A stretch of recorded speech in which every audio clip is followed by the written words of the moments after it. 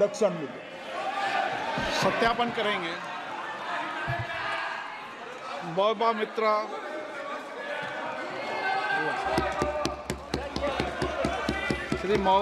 Shrimati Mahua Moitra. Thank you.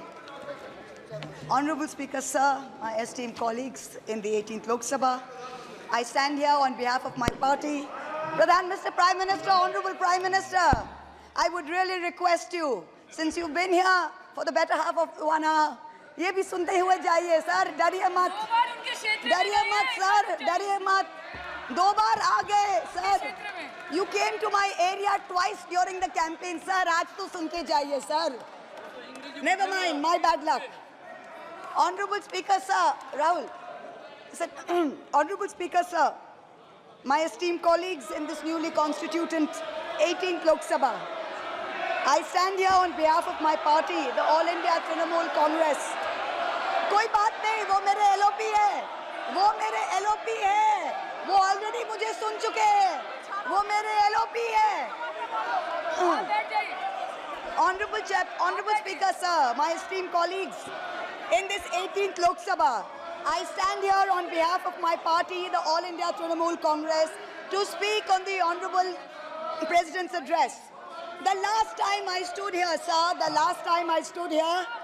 was not allowed to speak. I was not allowed to speak. आप लोगों ने let me finish. Dimple, let me finish. House Guys, order में आने ignore. की please. Let me finish. And जिसको जाना है, please जाइए, no problem. The last time I stood here, I was not allowed to speak.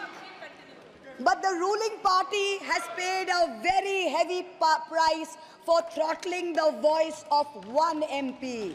मुझे बैठाने का चक्कर में जनता ने आपके 63 सदस्यों 63 जन को परमानेंटली बैठा दिया. You have gone down from 303 to 240. In my maiden speech in the Lok Sabha in June 2019, I spoke on the 7 signs of fascism that were taking over this country. 5 years to the date, on June 27, 2024, this House saw the unprecedented scene of the marshals welcoming the President of India, the Honorable President, with a Sengol in their hand. The Sengol is a symbol of the supreme authority of a monarch. It has no place in the temple of a constitutional democracy.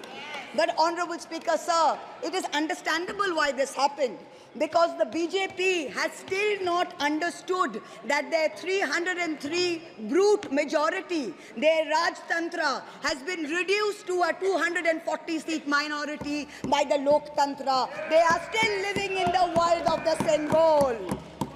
This sudden changed reality, this new reality, is yet to sink in for the treasury benches, and especially for the speechwriters of the Honorable President's address. The speech that the Honorable President read out, she said, the people of India have elected a stable government with a clear majority. Please do not embarrass the office of the President by using poorly edited cut and paste versions of old speeches. This is not a stable government. It depends on multiple allies with a history of U-turns. It has not got a simple majority. The BJP is 32 short of 272. It is going to be a very hard landing for the treasury benches, as was obvious today.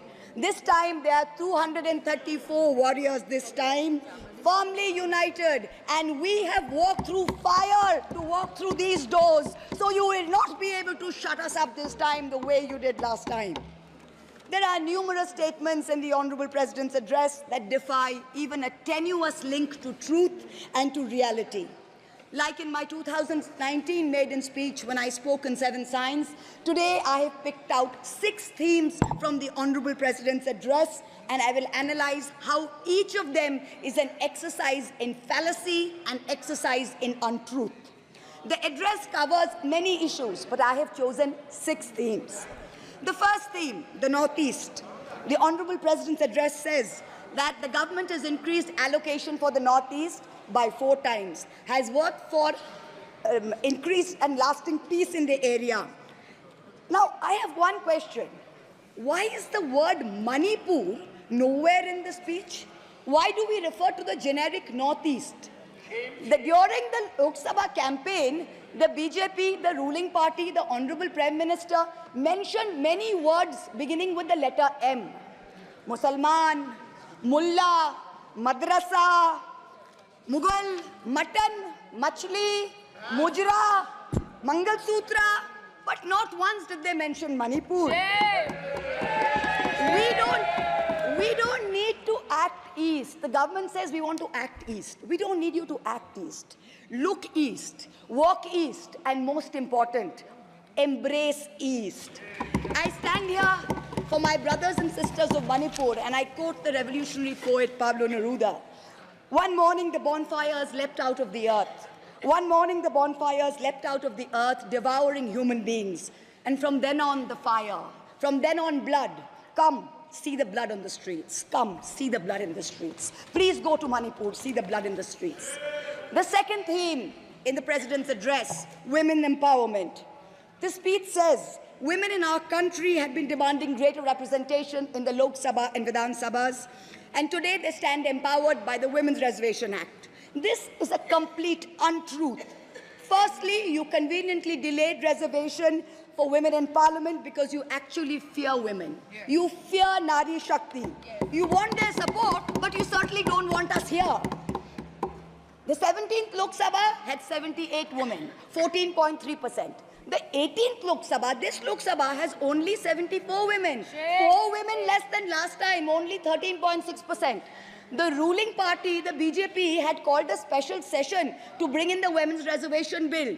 They have got a shameful 30 women MPs out of 240, only 12.5%.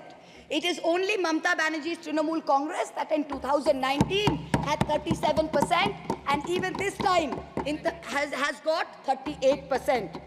The President's address talks of a comprehensive campaign by the government to enrich and make 3 crore women Lakhpati Didis.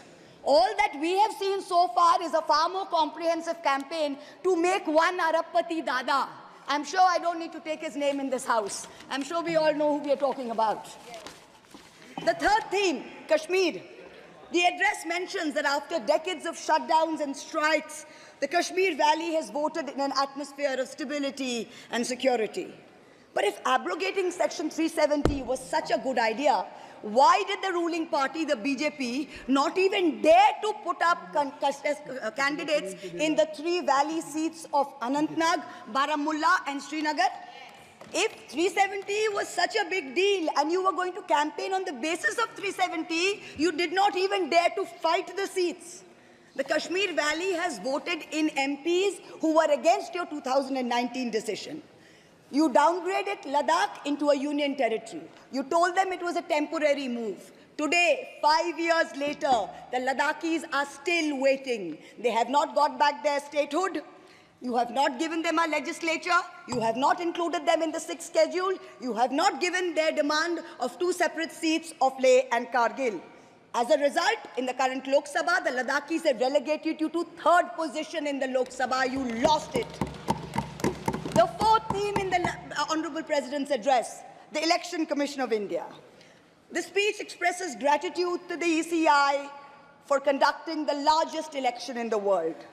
With all humility, with no intent to denigrate the office of what used to be the august constitutional body of this land, let us as members of this opposition put on record that we won in spite of the EC, not because of it. The commissioners chosen by a government-dominated panel in willful disobedience of the Supreme Court turned a deaf ear to the most egregious violations of the Model Code of Conduct by the ruling party, by the Honorable Prime Minister with his hate-filled speeches and his divisive religion-based rhetoric. This country has been ashamed and disgusted by the language used against minorities during this campaign. This election will go down in history where an eager and compliant election commission turned a blind eye and a deaf ear against the excesses of the ruling party when the MCC was in effect. Opposition leaders were arrested, party accounts were frozen. ED and CBI even came into our election offices with impunity. Ultimately, the voters took charge and they said, "Bahut ho gaya. Enough is enough." The fifth theme, and here I have to commend the speechwriter's very dark, almost macabre sense of humor. The Indian Railways, aviation and infrastructure. The address says that work on the Ahmedabad-Mumbai bullet train is going on at a fast pace, and Indian Railways is doing feasibility studies for bullet train corridors in the north, in the south, in the east of India. Now I'm going to ask the government a question. Why are you, Honorable Chairperson? Is this a cruel joke? You are sanctioning 1,08,000 crores, 1,08,000 crores for one single Mumbai-Ahmedabad bullet train. A basic high-speed rail network costs 200 crores per kilometer. The Indian Railways is touting the Kavach anti-collision system. It's an automatic train protection system as the cheapest in the world, says 50 lakhs per kilometer is the cost. The total rail tracks in India is roughly about 126,000 kilometers. So the cost of covering all of India with Kavach is going to be 63,000 crores. All of India's Kavach costs 63,000 and one single Ahmedabad-Mumbai bullet train costs 1,08,000. Please look at the numbers. Last June in Balasore, 3 trains collided, 296 people died. The ministry said Kavach was not operational on that route. Last week, Kanchenjunga Express collided with a goods train in New Jalpaiguri. 10 people died. Again, the ministry said Kavach is not operational on the route. The Economic Times had a survey which said at the current level of funding, it will take 50 years for all of India to be covered under Kavach. And you're telling us about bullet trains. And please don't start shouting about what it was during Nehru's time. We don't know and we don't care. False equivalences cannot take the place of real body bags. The address mentions about how India is apparently the third largest domestic aviation hub of the world. In truth, India's airports have become domestic hazard hubs. First in Jabalpur, then in Delhi, then in Rajkot. Newly constructed airports have canopies falling down, killing people. The newly constructed Rampat in Ayodhya has had 3 cave-ins in the last week. The Pragati Maidan tunnel is flooded. The Atal Setu has developed cracks. The Ram temple's roof is leaking. This is exactly what happens when infrastructure is poorly planned and rushed in order for photo opportunities by the Supreme Leader. The sixth theme, competitive cooperative federalism. Honorable Chairperson, sir, the last decade saw the most brutal government-sponsored throttling of cooperative federalism that this country has ever seen. I speak for my own state of West Bengal. The centre has withheld 7,000 crores in Manrega funds. 17 lakh households have been deprived for work already done. It has held back 8,200 crores under the rural housing scheme, over 11 lakh houses sanctioned but not paid. Another 1,000 crores has been held back in pension and PMGSY. A total of 16,000 crores. When we went to meet the Rural Development Minister, we were dragged out by the Delhi police and bundled into prison vans. Last week, as a delegation, we went to meet with Atishi of the AAP, who was on hunger strike. Look at what is happening in the AAP government in Delhi today. The Aam Aadmi is in power in Delhi. There was a 1994 water sharing agreement which mandated Haryana to release 613 million gallons of water per day to Delhi. Haryana is run by the BJP government, and they have reneged on this agreement. They are releasing 100 million gallons less per day, as a result of which 28 lakh people in Delhi are having to go without water per day. This government's competitive cooperative federalism seems to be an exercise in how to compete on how to choke opposition-run states. भैया हमको बैठाना आप पे बहुत भारी पड़ा, हमको मत बिठाइए, बहुत भारी पड़ा आप पे, बहुत भारी पड़ा. The government spent the past 5 years. Honourable member, kindly you address to the chair. The government spent the first 5 years in almost perfecting an elected autocracy. And by the end of 2023, this government had reached the pinnacle of their arrogance. where this parliamentary democracy was replaced by a monstrous super cult, the cult of the supreme leader, the non-biological leader born of the Paramatma, who stood in this house and proclaimed, "Ab ke baar 400 par, and ek akela kitno pe bhari pada." This was the turning point. This was the turning point when the destiny of the ruling party changed.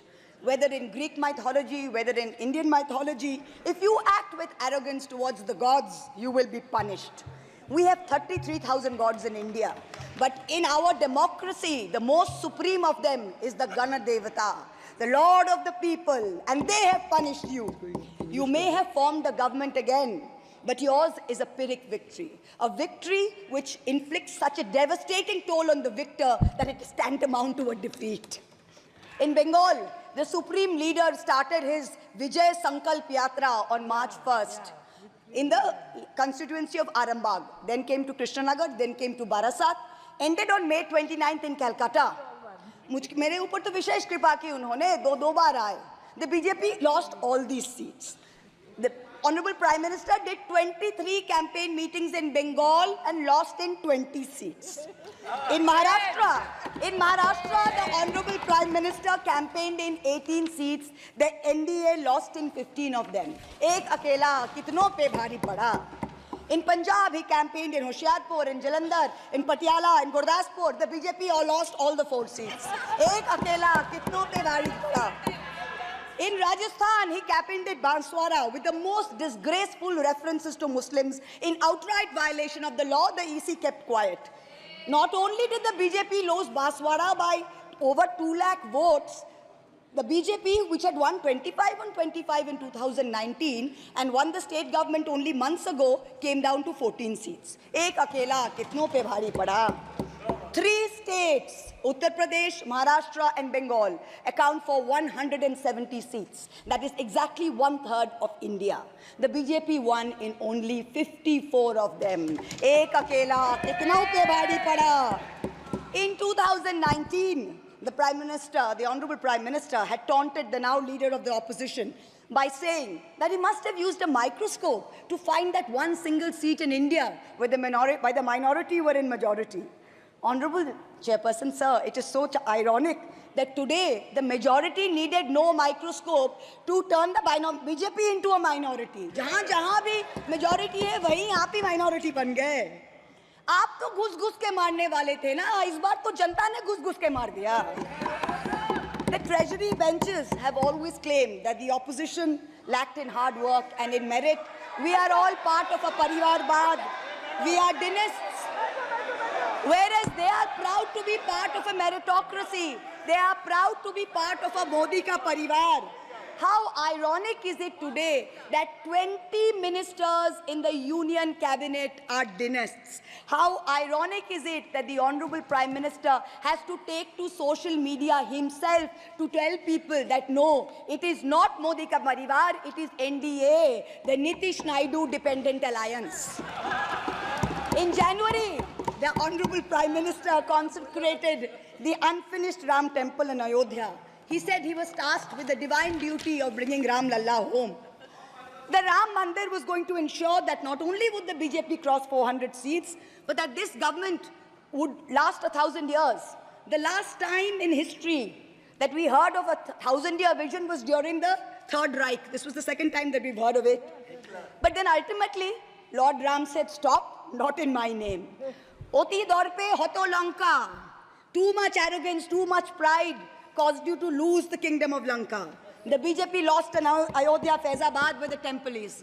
It lost in Banda Chitrakoot, where Lord Ram meditated. It lost in Shravasti, where the son of the Honorable Prime Minister's ex-secretary said, my father has built the temple, campaigned in his name, you lost there. All the seats around Ayodhya, Basti, Sultanpur, Ambedkar Nagar, the BJP lost. ये तुम लोगों के नाम जपों में पहले सा आराम नहीं. ये तुम लोगों के नाम जपों में पहले सा आराम नहीं. जबरदस्ती के जय श्री राम में सब कुछ है, पर राम नहीं. जबरदस्ती के जय श्री राम में सब कुछ है, पर राम नहीं. Today in India, there are 2 types of leaders. Those of us who come via the voting machine And then there are many who come via the washing machine. There are still people who say, wait, you don't know Modi ji. Wait 6 months and see. The BJP will get 300 members. To them I say, no, this will not happen this time. Because every potential turncoat will have to choose between temporary greed or fear and between permanently becoming politically irrelevant. So you can offer you can accept a temporary offer of a ministry, you can accept a temporary settlement of an existing trumped-up CBI or ED case, and you can switch parties. But when you go back to the electorate will punish you. Most turncoats have been punished by the electorate. Also this time, India has very large, solid block components. The Congress has 100 seats. SP has 37 seats. Trinamool has 29 seats. DMK has 22 seats. NCP and UPTA have 17 seats. So this is not a ragtag bunch of members that you can lure away. This is a solid block. So yes, it's a question of time. But the question is not whether they will get 300. The question is when people will join us and we will cross 272. The ruling party's politics have always been along the lines of religious hate and ethnic divisiveness. But even at the height of their power, when they got 303 seats, 1 out of 2 Hindus had not voted for the BJP. This time, even in their core Hindi heartland, their core voters have deserted them. The Muslims in India, over 250 of them, called infiltrators, called terrorists in the land of their birth, waited silently, patiently, and bided their time. And in one voice during this election, in every state, they stood up and they told the government, and I quote the poet Puneet Sharma, "Hindustan se mera seedha rishta hai. Tum kaun ho be? Tum kaun ho be? Kyun batlau tumko kitna gehra hai?"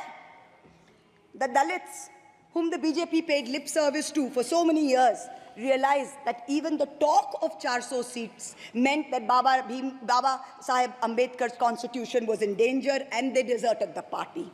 The Marathas, whom the BJP coalition had tried so desperately to woo, realized that their promises were worth nothing. The BJP and its allies lost 7 out of 8 seats in Marathwad.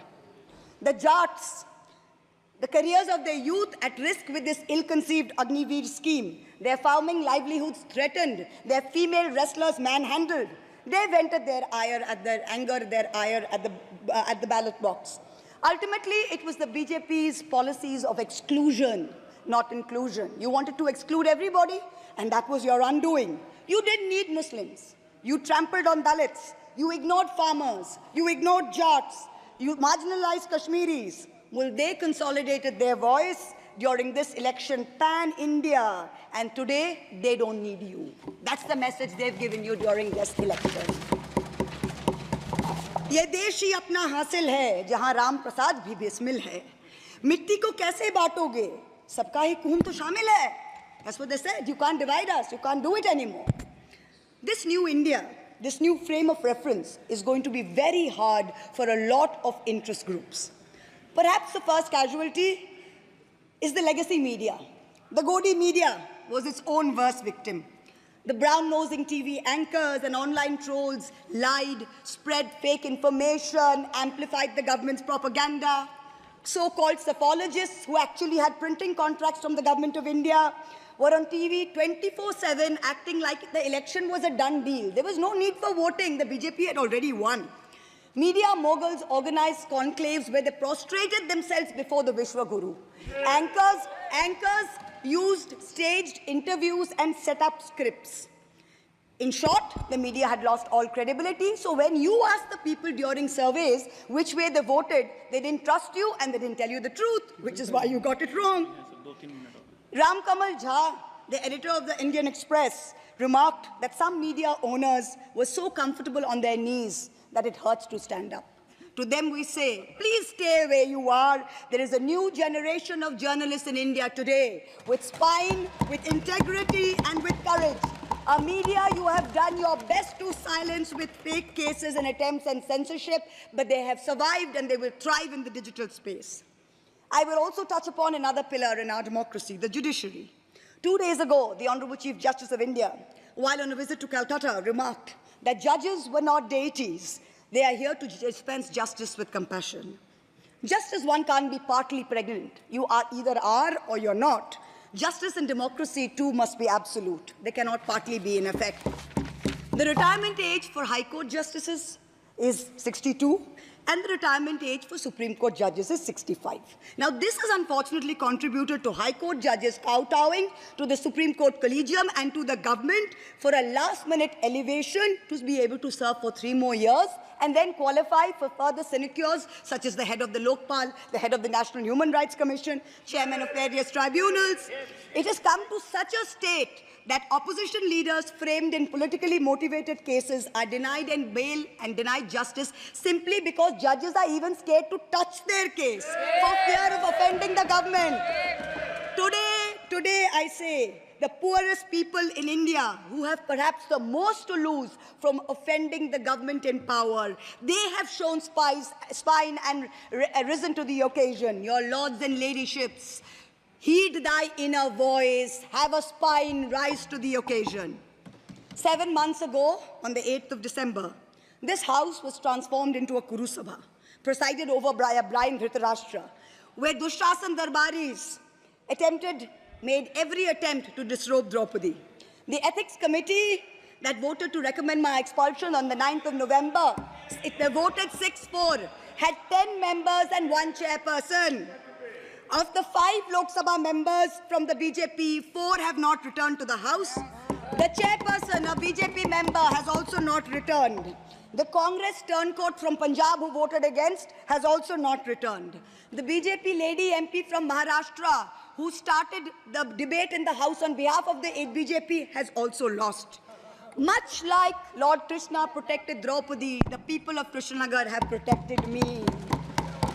In the last year, a lot of people look at me and say, oh, Mahua, you must have lost a lot. You lost your membership, you lost your house. And by the way, I also lost my uterus due to a surgery. But you know what I gained? I gained what Rahulji said, the freedom from fear. I do not fear you. Yes. I will see the end of you. We will see the end of you. Your ED, your CBI, your income tax, your trolls, your media, nobody can scare us. The people of India are patient. They will wait patiently for this government to fall. And I hope that whoever writes the next speech for the Honorable President of India will give her the respect and the honor due by not filling it with falsity. This government has dishonored the office of the President by giving her a script that is full of... We wait, and the people of India wait, for the restoration of her honor and for the honor of her august office. It is in this hope that I bow my head to the holiest of our books in its 75th year of adoption. Hail the Constitution, Joy Sangvidhan. Thank you.